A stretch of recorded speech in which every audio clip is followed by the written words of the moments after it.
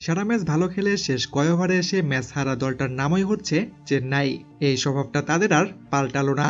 বেশিরভাগ ম্যাচেই তারা শেষ ওভারের জন্য রান রেখে যায় 15 থেকে 20-এর উপরে। এরপর MS ধোনি এসে সেটা নেওয়ার চেষ্টা করেন। কোনো কোনো ম্যাচে তিনি এখান থেকে ম্যাচ জেতান, তবে বেশিরভাগ ম্যাচই হারে চেন্নাই। এ ম্যাচেও যেন তার ব্যতিক্রম হলো না। অন্যদিকে বেঙ্গালুরুর তো এই ম্যাচটা জেতার কোনো ইচ্ছেই ছিল না। 5টির মতো ক্যাচ মিস করেছে তারা, শেষ ওভারে ওভার দিয়েছে নো বল। তবে কপাল বলে তো একটা কথা আছে, সেই কপালের জোরেই তারা আজকে এই ম্যাচটা জিতেছে। বেঙ্গালুরু দেওয়া 214 রানের এই টার্গেটে 16তম ওভারে এসে অনেকটাই হোঁচট খায় চেন্নাই। 17 বছর বয়সী তরুণ ক্রিকেটার আয়ুষ মাত্র 6 রানের জন্য সেঞ্চুরি মিস করেন। এরপর আবারের পরের বলেই এনগিডি আউট করে দেন ব্রেভিসকে। আর এরপর ক্রিজে আসেন MS ধোনি।